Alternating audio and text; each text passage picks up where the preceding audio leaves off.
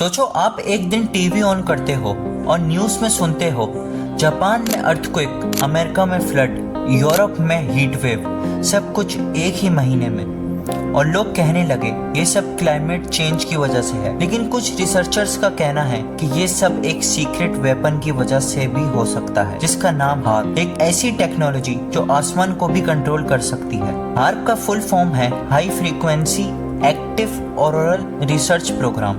ये प्रोजेक्ट 1993 में Alaska, America में स्टार्ट हुआ। ऑफिशियल तौर पे इसका काम था आयोनोस्फीयर, जो अर्थ के ऊपर एक चार्ज पार्टिकल्स का लेयर है, उसकी स्टडी करना। साइंटिस्ट कहते हैं कि ये रिसर्च सिर्फ कम्युनिटी सिस्टम और सैटेलाइट सिग्नल्स इंप्रूव करने के लिए थी।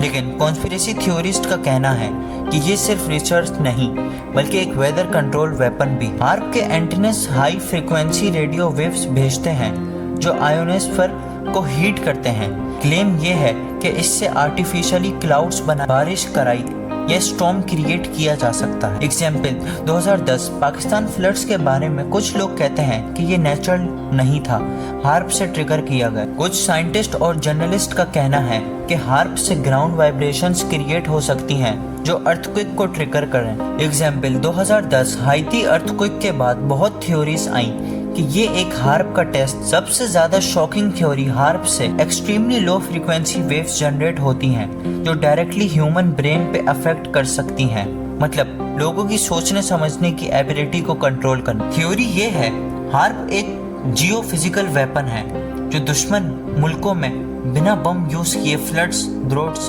और डिजास्टर क्रिएट कर सकता है। अमेरिका के साइंटिस्ट कहते हैं कि हार्प सिर्फ एक साइंटिफिक प्रोजेक्ट था। 2014 में ये प्रोजेक्ट ऑफिशियली क्लोज कर दिया गया था, लेकिन लोगों का कहना है कि असली एक्सपेरिमेंट सीक्रेट बेसिस में अब भी चल रहे हैं। नासा और यूएस एयरफोर्स हर दफा एक कॉन्स्पिरेसीज को डिनाई करती है, लेकिन सवाल ये उठता है अगर सब झूठ है तो इतना ज्यादा अटेंडेंस, इतना पैसा और इतनी सिक्योरिटी किस लिए, और क्यों हर बड़ी नेचुरल डिजास्टर के बाद लोग हार्प का नाम लेते हैं। दोस्तों, हार्प असल में एक साइंस प्रोजेक्ट था, एक सीक्रेट वेब। इसका सच अभी भी मिस्ट्री है। अगर ये थ्योरी सच है तो इसका मतलब है कि वेदर जो हमेशा नेचर का हिस्सा था, अब इंसानों के कंट्रोल में आ चुका है। और अगर ऐसा है तो सोचिए, जहाँ खुदा की कुदरत चलती है वहाँ इंसान ने अपने लिए एक नया खुदा बनाने की कोशिश की है, टेक्नोलॉजी का खुदा।